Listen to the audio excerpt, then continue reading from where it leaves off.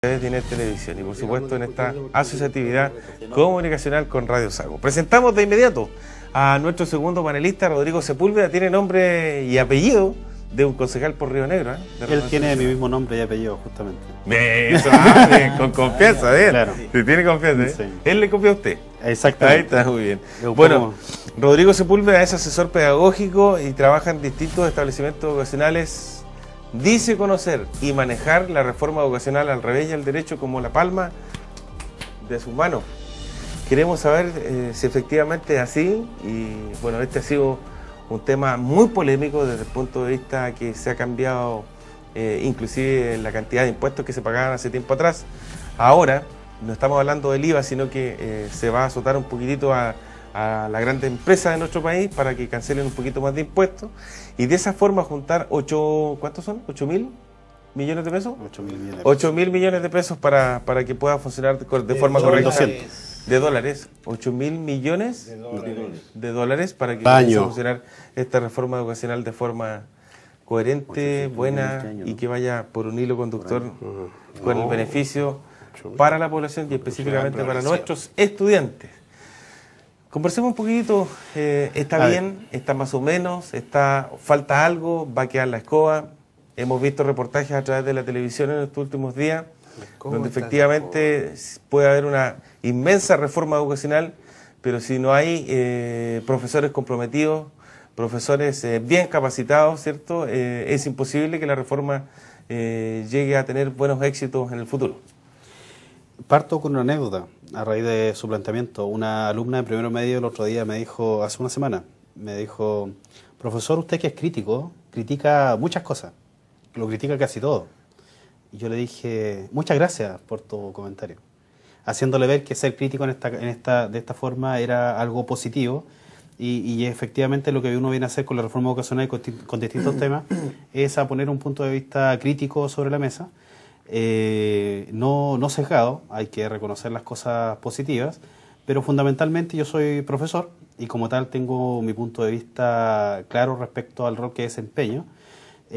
También trabajo como asesor pedagógico, por lo tanto, y trabajé como asesor pedagógico también para un programa Enlaces 4 años, lo cual me posibilitó conocer todos los colegios de la provincia, urbanos y rurales. Por lo tanto, las realidades de cada uno de los establecimientos las tengo más o menos claras, obviamente unos más que otros, pero efectivamente eso me posibilita tener una visión no solamente desde el punto de vista de lo que dice la reforma, sino también cómo es percibida desde la contraparte, en este caso los establecimientos educacionales. Además de eso, dicho ya está, soy profesor, soy padre, consumo educación y por lo tanto creo tener un punto de vista más o menos integral de lo que vamos a conversar hoy día. Básicamente me gustaría, por el honor al tiempo y la claridad y la pedagogía de esto, referirnos a los 4 pilares fundamentales de lo que es la reforma educacional, de los cuales se han avanzado primordialmente 2, y obviamente si es que alguien interactúa a través del teléfono que fue dado, gustosamente podemos hacer algún comentario más específico. Se han avanzado 2 puntos que tienen que ver con el fin al lucro y a la selección, ¿cierto? Pero hay un tema que yo creo que es más de fondo y que se ha tocado bien poco respecto a la reforma educacional, que se parte de eslogan. ¿Y cómo concretamos esos eslogan? Educación pública, de calidad y gratuita. ¿Vamos a calidad? ¿Qué significa calidad? ¿Qué significa para el Ministerio de Educación, para el Estado de Chile, calidad hoy en día? ¿Se conversa de eso? ¿Está planteado? Lo que yo consumo frecuentemente, aparte del canal del Senado y las comisiones de educación de la Cámara de Diputados, son la web cámara.cl y veo los proyectos de ley que pasan. Y efectivamente algunos de ellos esbozan ciertas cosas de referente a calidad, pero ninguno se preocupa fundamentalmente de que definamos qué es lo que es calidad. ¿Y yo creo, usted qué es lo que es calidad? Es que es algo que tenemos que construir entre todos. Pensemos que la educación es una construcción social. Y desde ese punto de vista podemos tener diferentes visiones ideológicas de para qué nos sirve la educación, ¿cierto? Adam Smith planteaba el capitalismo, ¿cierto? El padre del capitalismo planteaba que la educación podía ser instrumentalizada por el homo economicus, por el hombre económico, ¿cierto? Desde el punto de vista que la sociedad evolucionaba a raíz de que cada uno buscaba el fin propio, un beneficio propio. Como cada uno busca su beneficio propio, por lo tanto, eso lleva a la evolución y al progreso de la ciencia, de la sociedad en su conjunto. Y el marxismo, por otro lado, decía que eso es egoísmo, ¿cierto? Que eso es absolutamente egoísta, que lo que se tiene que buscar es el desarrollo integral de las personas como individuos para que eso redunda efectivamente en un bien social. Y obviamente todo lo que tiene que ver con la igualdad y la no explotación del hombre por el hombre desde el punto de vista después de la economía. Entonces, cuando nosotros definimos cuál es el ciudadano que queremos tener en nuestro país, podemos recién empezar a hablar de cuál es la calidad de educación que queremos. Porque si yo lo planteo desde el punto de vista de Adam Smith, estamos en un sistema que tiene algunos lineamientos bases que sirven para eso. ¿Por qué? Porque efectivamente Adam Smith planteaba... Perfecto, yo respeto la presentación que estás entregando tú y haciendo una base sociológica desde el punto de vista de dos... es que el concepto es complejo, digamos, entonces... Estamos de acuerdo. Pero hoy día la realidad que vivió Smith respecto a lo que manifestaba del capitalismo ha cambiado absolutamente, si bien es cierto, claro, en la base de algunas cosas que se han ido dando en esta sociedad posmoderna un poquito más, pero de todas maneras las situaciones y las cosas van generando y van cambiando. No sé si pero por supuesto, o sea, la historia siempre va evolucionando, digamos. La realidad hoy día es muy diferente a la que era hace, no sé, 200 años atrás o 150 años atrás. Por supuesto. Entonces, desde ese punto de vista, la realidad que hoy día vemos es que vemos chicos que están descontentos con el tema educacional de nuestro país, que salen a las calles a marchar, y desde el punto de vista, no sé, yo te podría sacar otro escritor, por ejemplo, el hombre masa, que escribió Heidegger, que es un escritor alemán, y también hablaba del hombre masa, el hombre consumista y todo el tema. Hoy día estamos viendo esas masas también que están saliendo a la calle y que se están manifestando anárquicamente respecto a un sistema puntual, y que no ha tenido y no ha podido ser solucionado ni siquiera por estos dos bandos políticos de nuestro país, ni el centro tampoco, ni a través del comunismo tampoco, que no tiene fuerza política. ¿Sabes cuál es el problema? Es un poco, yo estuve muy atento a la conversación anterior, es un poco lo que tenía que ver con la discusión que planteaba acá el panelista, en que decía que efectivamente había una discusión más desde el punto de vista político, y político entendido como autoridad política, ¿cierto?, más que de fondo de esto. Entonces, cuando yo planteo a Adam Smith o a Carlos Marx o a Immanuel Kant o cualquier gran pensador de esto, yo lo que estoy diciendo en el fondo, leyendo entre líneas, es que tomemos las cosas desde su profundidad y empecemos a construir como sociedad. Porque si usted me pregunta, ¿sabe qué? Hay gente descontenta que sale a manifestarse a las calles y pide calidad. ¿Esa gente sabe lo que está pidiendo cuando está pidiendo calidad? ¿Tiene alguna concepción de eso? Entonces, comencemos a plantearla. Ya lo dijo, nadie lo sabe. Ya, ni el ministro. Pero usted, cuando hace esa crítica, ¿se la está haciendo al gobierno, al ministro, a la estrategia de gestión? ¿A quién le está haciendo la crítica? O sea, a ver... Porque lo que está diciendo es una crítica. Obviamente, es una crítica, pero la crítica es una crítica social. Porque pero ¿a quién se la está haciendo? A ver, estamos hablando de un modelo que está y se está poniendo en marcha, ¿no es cierto? No, está instalado. Se está diseñando. No, el actual modelo está instalado. No, pero lo que la reforma se está diseñando. Se quiere cambiar Esa es una crítica a la reforma educacional. Claro, que obviamente una crítica al cómo se está haciendo esta reforma. Por supuesto. Que no toma en cuenta por supuesto, pero el cómo se está haciendo, absolutamente, la actual administración es la que está llevando a cabo esta reforma educacional, la crítica es directamente a la reforma educacional. Pero, ¿cómo se está llevando esta reforma educacional? También tenemos toda responsabilidad. O sea, si un gobierno viene acá y nos dice... No tenemos toda responsabilidad. Nosotros no tenemos acceso a participar en la reforma educacional. Los ciudadanos comunes y corrientes. No tenemos. Usted sí tiene, porque usted está trabajando y es parte interesada en el sistema. Yo estoy interesado porque mis hijos van a recibir esa reforma, si lo considera. Pero no tengo posibilidad de participar. La única forma de participar podría ser en las votaciones voluntarias que presenten el proyecto y que le pongamos nota al proyecto, o que hagan un plebiscito con el proyecto y digamos sí o no. Ahí estaríamos participando. Hoy día no tenemos ninguna posibilidad. Hay una imposición, dice usted, sí, de un nuevo modelo. Un modelo que se va a imponer. Insisto que lo que hoy día es que yo no coincido en su punto de vista, porque simplemente no coincido en un sometimiento como usted lo plantea, porque efectivamente usted dice, nosotros no participamos, pero no participamos porque no queremos, porque en el fondo nosotros somos también lo que elegimos las autoridades, y por lo tanto esas autoridades nos representan y tienen el poder que tienen, porque efectivamente como sociedad lo hemos establecido de esa forma. Hay un constructo histórico que nos ha llevado a tener el estado que tenemos. No, todos son... partimos que tú dices todos responsables. Yo no estoy de acuerdo. No somos todos responsables, no tenemos la oportunidad. Para ayudarte un poquitito, en la sociedad que hoy día estamos, es una sociedad que se ha formado básicamente desde los años 40 a la fecha, de a poquitito, ha pasado por etapas. referentemente al tema educacional. Quizá a lo mejor en su momento fue pública, después pasó a privada, después pasó o se transformó en la mezcla perfecta ahí entre los subvencionados particulares y todo el tema hasta hoy día, que la verdad de las cosas que nadie sabe hacia dónde vamos, porque hay de todo tipo y de toda oferta, y hoy día, no sé, pues el que tiene mayor poder adquisitivo puede dejar a su hijo entre comillas, en el mejor colegio o el más bien pagado, que saca los mejores puntajes nacionales, y por otro lado los que no tienen esa posibilidad tienen que llevarlo a un colegio municipal, sin desmerecer, por favor, que se me entienda bien, los colegios municipales, porque hay puntajes nacionales también que salen de los colegios municipales también, ¿sí? ¿Para qué estamos con eso? Pero hay un tema de enseñanza, hay un tema que inclusive de profesorado diferente al profesorado que no es la misma exigencia de un colegio particular a un colegio público. Desde ese punto de vista, o no hay tanta preocupación del profesor por el alumno, por un lado y por el otro. ¿Me explico bien? Sí, por supuesto. A ver, hay dentro del espectro político que habla de educación en Chile, ambos lados o ambas posiciones, o las diferentes posiciones, ocupan mucho un concepto que es la libertad. Y lo ocupa la derecha y lo ocupa la concertación, que son los actores principales de la construcción de este nuevo modelo.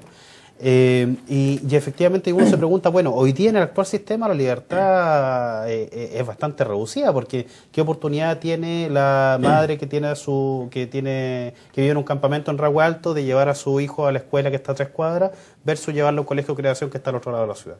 O sea, la libertad efectivamente se ve muy limitada. Ahora, lo que plantea la reforma respecto a esto, a la libertad de los padres de elegir, efectivamente, efectivamente esa libertad de elegir también se ve reducida. Tampoco se soluciona completamente, porque esa madre que lleva a su hijo al colegio que está a 3 cuadras va a tener efectivamente la oportunidad de llevarlo al colegio de creación, va a tener las condiciones para llevarlo al colegio de creación. ¿Cómo va a seleccionar el colegio de creación? Se envió un proyecto de ley para apuntar hacia la selección. O sea, cualquier forma de selección que no sea del azar, hay una discriminación. Y hay que ser realista en eso.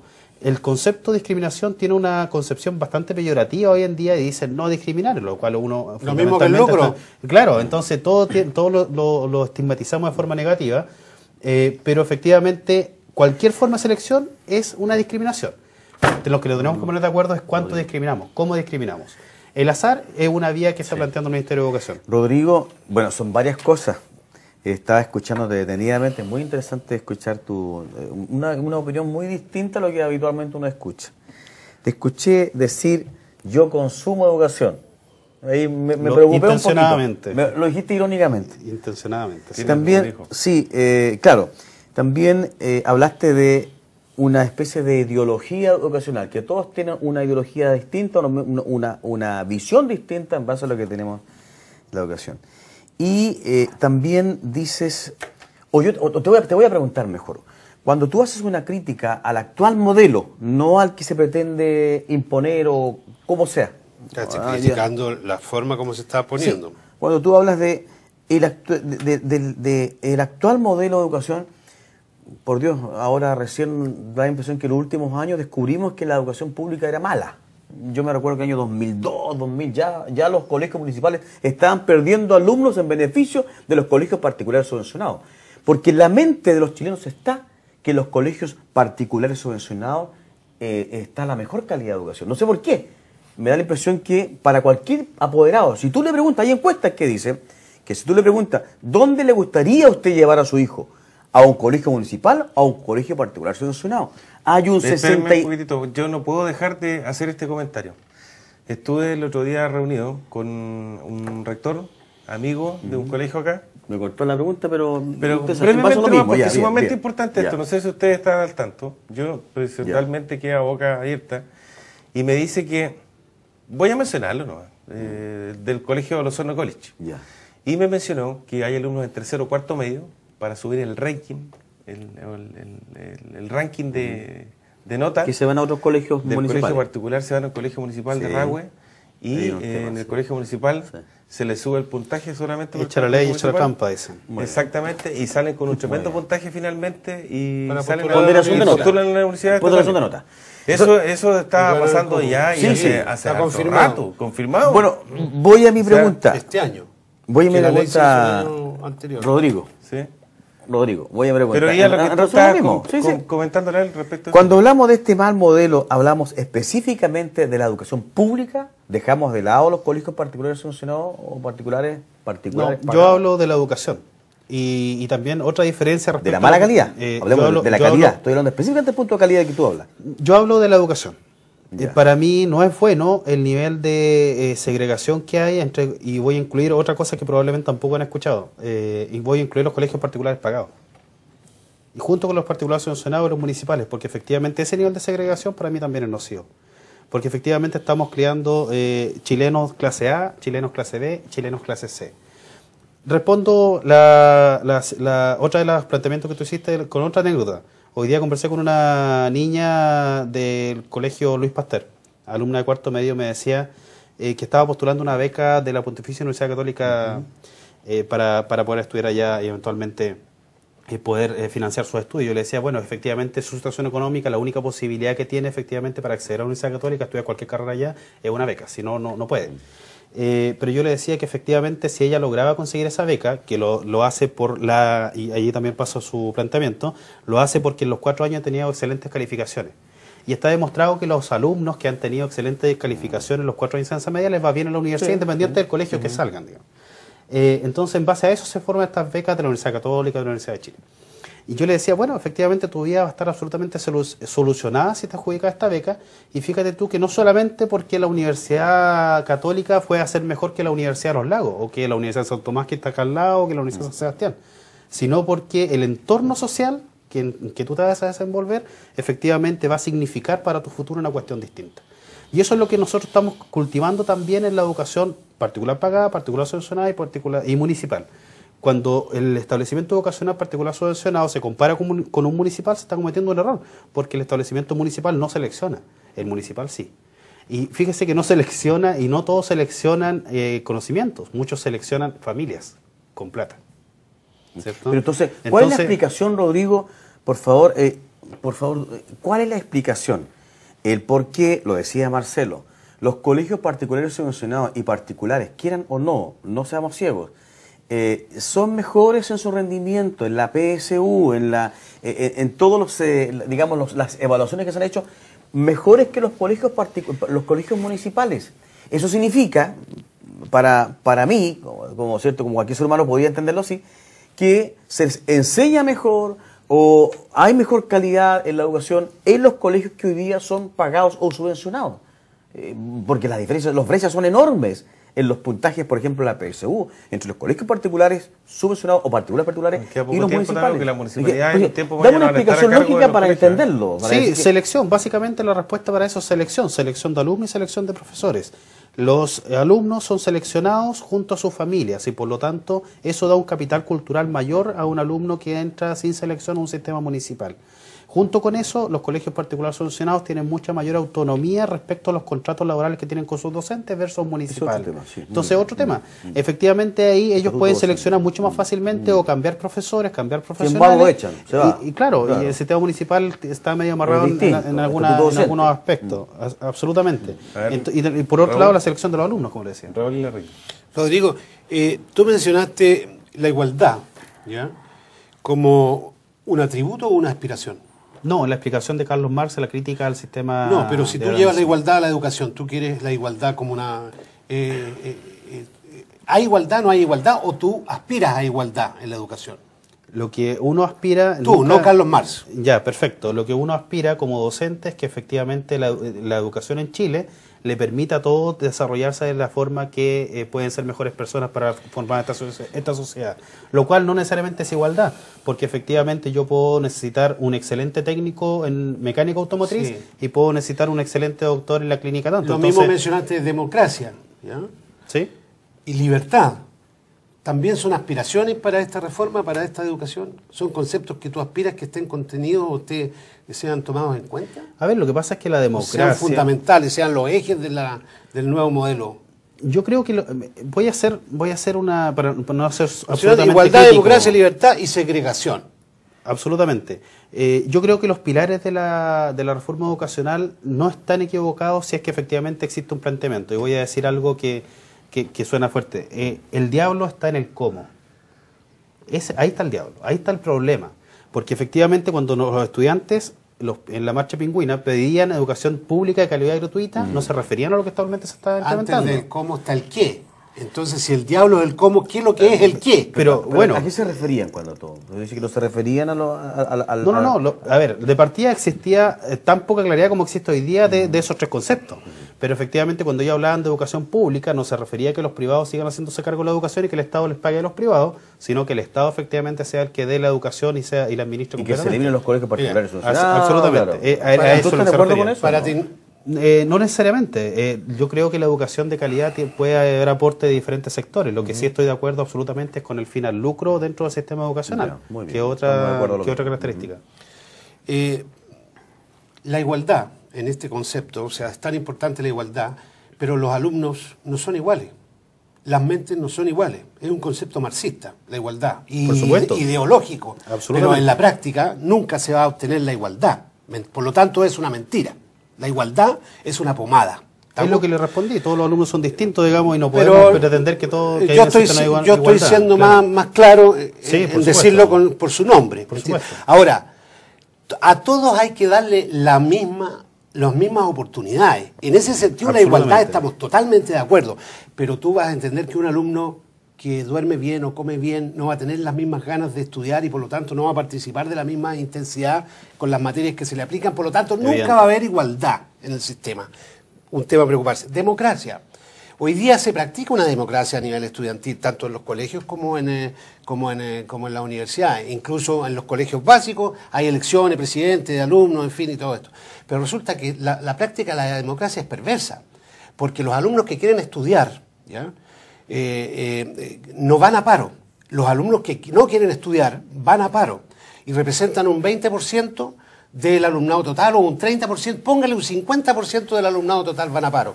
Y de ese 50%, el 51% vota a la huelga y el 75% restante tiene que sumarse a la huelga y perder clases y perder oportunidades. ¿De qué democracia estamos hablando?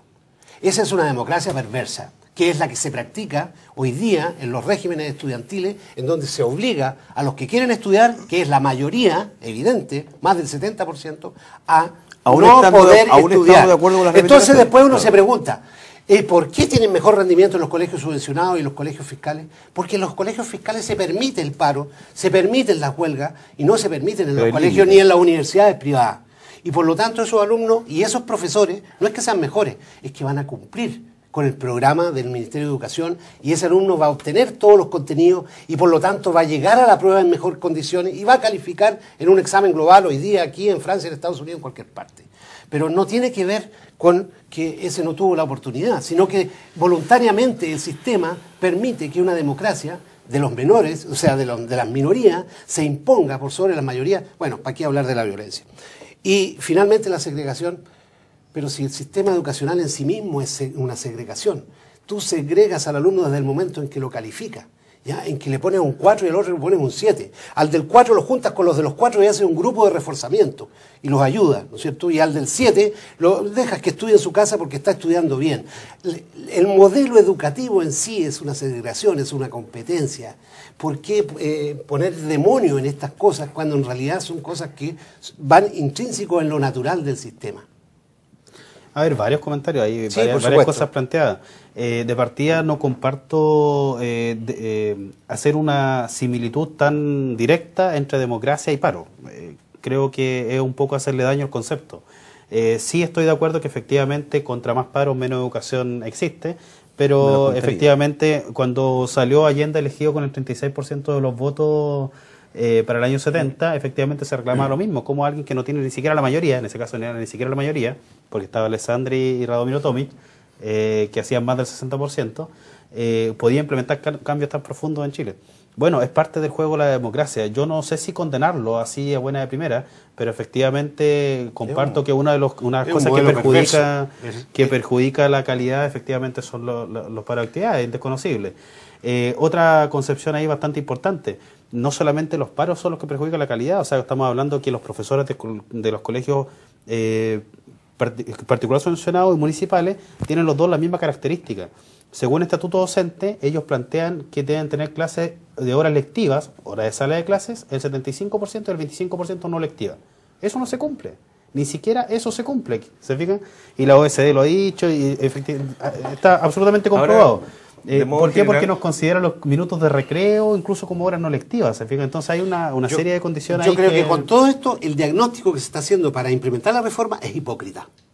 Es hipócrita al no reconocer esto como una esencia natural del modelo de educarse. Ahora, que el Estado no haya designado los últimos 20 o 30 o 40 años los fondos necesarios para que los colegios fiscales se modernicen y tengan la infraestructura, no solo la infraestructura, sino que todo el equipamiento que se necesita y la calidad de los profesores, totalmente de acuerdo. O sea, es totalmente ajeno a la libertad que una familia tenga que ir por obligación al colegio que está en su barrio porque no le alcanza para pagar la locomoción y que es gratuito, pero ese colegio es malo porque ha sido destruido por el sistema educacional. Y el sistema educacional nunca lo consideró importante hasta ahora. Ahí estamos todos de acuerdo. Por fin llega el momento en que se considera la educación pública importante. Pero ¿por qué partir quitándole los patines a los que ya habían agarrado patines? O sea, yo encuentro que ahí... Bueno, es que ¿por qué destruir lo que está bueno para poder mejorar lo que está malo? Cuando en realidad todos los esfuerzos debieran ir a lo que está malo, mejorarlo, y lo que está bueno, quitarle el apoyo. Pero los patines, es que hay un tema... Sí, yo me quiero poner los patines porque quiero... un tema bien puntual es que el tema de los patines yo creo que da por un análisis bien específico porque hoy día existe en Chile colegios que cobran hasta 85.000 pesos de copago, aparte de la subvención que le entrega el Estado por cada alumno.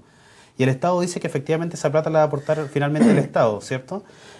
¿Los va a aportar 85.000 pesos a todos los establecimientos educacionales? No.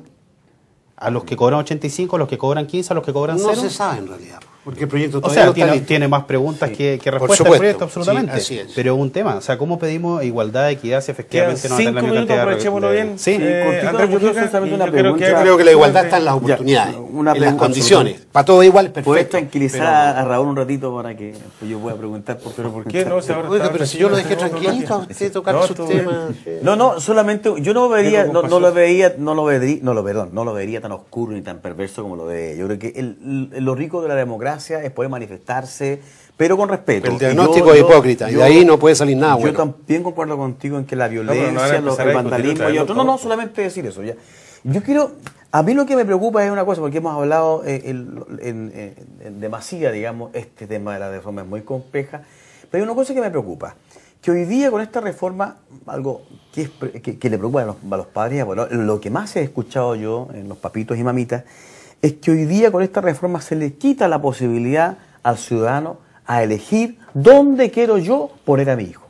Si yo quiero como apoderado o me alcanza la platita con el esfuerzo que yo hago poner a mi hijo en un colegio particular subvencionado, lo pago, porque yo creo, mis convicciones, que en ese colegio mi hijo va a tener una mejor educación.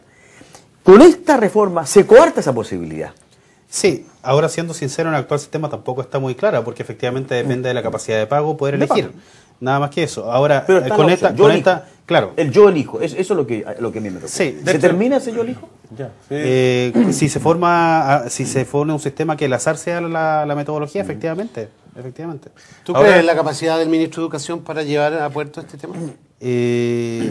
Yo creo que el ministro de Educación es una figura política más que tenga concepciones tan claras del ámbito educacional. Yo creo que efectivamente ahí... O sea, está haciendo su carrera presidente, candidato a presidente. Yo creo que hay una carrera más política, efectivamente, desde el punto de vista de autoridad política, más que técnica, desde el punto de vista de la reforma. No es el cargo. Rodrigo, dicen otros que va a haber más plata destinada, obviamente, para la educación, pero la educación va a seguir siendo la misma. ¿Comparte eso? Es el cargo más odiado. A ver, yo creo que la educación efectivamente va a cambiar. ¿Cómo? ¿Para dónde? Efectivamente es lo que tenemos que preocuparnos todos ahora, de que el tema está absolutamente, hay más preguntas que respuestas, es ahora donde se tiene que construir. Para esto la invitación es que podamos participar en los espacios que están abiertos. Ahora, la plata que va a llegar a la educación efectivamente tiene que redundar en mejoras. En mejoras de infraestructura, de implementación, en mejoras de sueldo de los docentes, en mejoras de cantidad de horas, preparación y revisión de material, por ejemplo, para los profesores, lo cual debería redundar en mejores clases. Entonces, efectivamente, debiese haber un progreso en aquello. Ahora, tocaste un punto importante, sí, por supuesto, el tema de los sueldos de los profesores. Más de algún profesor hasta ahora en la noche nos está viendo y la verdad que dirá, chuta, que le apuntaron a ustedes. Porque si a un profesor o un profesional no se le paga bien, ¿con qué motivación va a estar haciendo clases no le a un curso de 30 o de 40 alumnos? En la práctica no le alcanzan las horas del día para tener la hora de clase más la hora lectiva, se llaman las horas de horas lectivas y no lectivas, claro. Sumemos no solamente el tema del más sueldo, encima sino si tiene que trabajar en otro colegio, tiene un profesor también. Y que de verdad es irrisorio en este país. Entonces, bueno, la jubilación es un tema transversal a todo el mundo y digamos a todos nos va a tocar la misma. Pero efectivamente hay un tema ahí de sueldo y remuneración de los profesores que comparado con otras carreras profesionales la más baja, comparado incluso con carreras técnicas. Y con la cantidad de horas que le dedican. Exactamente, es absolutamente irrisorio. Pero a los buenos profesores paguémosles bien, a los malos no les paguemos. Es que ahí también hay un tema, hay una crítica no solamente a la reforma, hay una crítica también al colegio de profesores. Como gremio nos han preocupado de efectivamente validarse ellos en su profesión, de enaltecerse en lo que hacen. ¿Cómo le van a pagar a un profesor malo? No, pero también busquemos buenos sistemas de educación. Vamos a darle un minuto a cada uno de ustedes para que puedan llegar su exposición y finalmente te despedimos, Rodrigo, porque estamos en el horario ya de despedirnos de nuestros televidentes y auditores también. ¿Con quién comenzamos? No, yo quiero comenzar. ¿Ya? Yo me quiero despedir hoy día, diciendo que fue muy enriquecedor estar nuevamente de vuelta al canal Inés Televisión. Y lo segundo, muy corto y preciso, me lo dije en el comienzo de este espacio, que la verdad es que me indigna ver nuevamente el mismo escenario de las fechas PIC, de nuestros adultos mayores, de los discapacitados, de los pensionados, que no solo ganan una pensión miserable, de los que siempre se acuerdan los políticos cuando hay campaña política, pero después nos olvidamos de ellos. ¿Hasta cuándo vamos a permitir estas conductas que son repudiables por todos nosotros? La verdad es que yo decía hoy día, Marcelo, cuando veía ese escenario de esas largas filas de adultos mayores cansaditos pidiendo una silla para sentarse y otros pidiendo un baño para hacer pipí y pidiendo a alguien que se quede en la fila, ¿cierto? Me daban ganas de llorar y me emocionaba, decía, si yo viera a mi madre ahí, la verdad es que la sacaría de ahí y yo con el esfuerzo le pagaría lo mismo que va a pagarse ahí y no pasarla de frío. Porque más caro le va a salir el medicamento para sanarla que por supuesto, y cobrar una miserable pensión. Perfecto. Decir solamente es que ojalá que esta vez sí, aquellos que se comprometieron en gestionar para que existan más centros de pago, para que coordinemos las fechas de pago, ojalá que lo hagan ahora. Y terminemos, reitero, con esto tan indigno como es ver a adultos mayores esperando largas horas, muertos de fríos, muchos de ellos enfermos. Nos acordamos solamente de ellos para las campañas políticas y después no existen. Perfecto. El pago de Chile. Don Raúl Larrique. ¿Nos despedimos con esto? Sí. Cada vez que uno se pone a pensar en educación y mira lo que está pasando alrededor, yo lo que veo es pura politiquería. ¿Ya? Y siento que el ministro, que es un gran técnico en su tema económico, se está conduciendo como un político con aspiraciones tal vez presidenciales. Él quiere demostrar que es un buen político y no quiere quedar mal con nadie, en circunstancias que lo que tiene que hacer es aunar todos los esfuerzos de especialistas para llegar a diagnóstico. No veo sociólogos trabajando en el modelo educacional, no veo filósofos trabajando por el pensamiento futuro de cómo va a ser la educación, cuando son esenciales. Aquí hoy día hemos tenido la suerte de tener un invitado que menciona filósofos y pensadores, que es clave, que nos dan recetas, que nos dan ejemplos de cómo ha sido en la historia del universo, en la historia de nuestro modernismo, nuestra civilización, la huella que han dejado y lo que sirven los pensamientos de ellos. Y sin embargo no podemos aplicar eso a una educación moderna. No podemos pensar en una reforma educacional sin contenidos abreviados. Es decir, todo lo que estudiamos, hay un 30 o un 40% que es cháchara, ¿ya? Ni siquiera la historia de Chile está en un contenido real a lo que vale realmente hoy día en la actualidad. El problema indígena nunca ha sido tocado en la historia de la educación chilena como es hoy día en realidad, en la práctica y lo que estamos viviendo y que tal vez es lo que termine. No vemos que se modernice de acuerdo a lo que son las especialidades y las aspiraciones de profesiones. Hoy día, antes, 20 años atrás, tener una profesión era el secreto del éxito y de la seguridad económica de tu hogar y de tu familia. Hoy día tener un título profesional no es nada, no garantiza nada. Por lo tanto, tampoco te está dando que ese es el camino al que todos tenemos que apuntar. Sin embargo, seguimos todos apuntando hacia allá y peleándonos todos para allá. Si tenemos carreras de 7 años, de 8 años, de 9 años, es para que puro las universidades hagan negocio. Las carreras de 4 años, 5 años máximo, de 3 años. No tendríamos por qué tener carreras de 5, 6, 7, 8 años, porque ese es un negociado, nada más. Si hay reforma, ¿por qué no tocamos estos temas? También el despertar de las vocaciones. No veo colegios, salvo en algunos colegios privados o en algunos colegios que también son subvencionados y que tienen esta inspiración producto de sus directores o producto de sus profesores, en preocuparse de los alumnos, de no solo hacer científicos, matemáticos y castellánicos, sino que, perdón la palabra, de los que se dedican al lenguaje, sino que buscar las vocaciones de esos alumnos, no solo las vocaciones artísticas, sino que encontrar sus vocaciones, potenciarlas y darle el mismo valor a esa hora vocacional, a esa hora de aptitud, que a la hora de matemática, que a la hora de castellano. Entonces, bueno, hemos ido avanzando con las pocas horas de religión, porque también el concepto de que cuando los curas y las doctrinas religiosas se adueñaron de los colegios, también influyeron grandemente en el pensamiento de todos esos alumnos, ¿ya? Y si no tenemos esta oportunidad, que se está haciendo una reforma, de tocar estos temas para representarlos de nuevo hacia el futuro, yo veo pura politiquería. Perfecto. Nuestro invitado, Rodrigo Sepúlveda. Quedaron muchísimos temas en el aire. Lo principal es que cada una de las familias nos logremos empoderar, hablo en este momento como padre, nos logremos empoderar de que efectivamente los colegios que estamos seleccionando a nuestros hijos van a determinar el futuro de ellos y por lo tanto tenemos que empoderarnos de lo que es la educación en Chile. No es ajena a ninguno de nosotros y por lo tanto la invitación es que puedan participar, que se puedan informar, que puedan efectivamente apoyar las metodologías de enseñanza-aprendizaje que ustedes quieren. Hoy en día se habla de selección. ¿Por qué selecciona un apoderado un establecimiento vocacional? ¿Alguien sabe cómo se le enseña a leer y a escribir a su hijo? ¿Qué metodología? Método mate, método tradicional, método Singapur en matemáticas. Entonces, efectivamente, ahí está la publicidad, hay otras cosas que efectivamente van influyendo, pero efectivamente como padres tenemos que sernos responsables que esa educación que le estamos entregando a nuestros hijos va a determinar el desarrollo de su vida futura. Por lo tanto, a empoderarnos de estos temas, la invitación es que hay canales de información abiertos, el Ministerio de Educación hace diálogo ciudadano, la presidenta provincial de Educación me recibió el otro día con las puertas abiertas para conversar de los temas que uno quiera conversar, y así sucesivamente internet, hay un montón de formas para poder informarse de lo que está pasando y la invitación es que eso se haga. Perfecto, le agradecemos mucho estar esta noche con ustedes nosotros. También, muchas gracias. Gracias a nuestro panelista, Andrés Mujica, Raúl Larregui. Y yo voy a decir, para despedirme solamente, una cosa.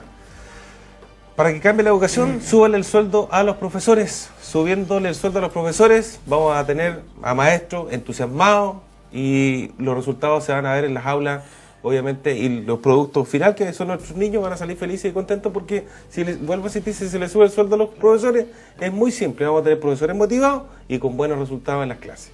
Así de simple. Si así es, bueno, esa es mi humilde y pequeña opinión.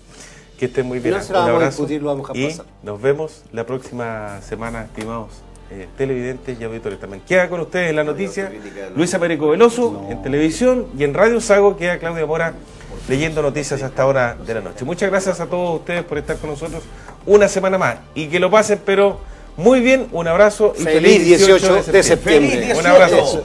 Chao, chao. Faltó la chiste.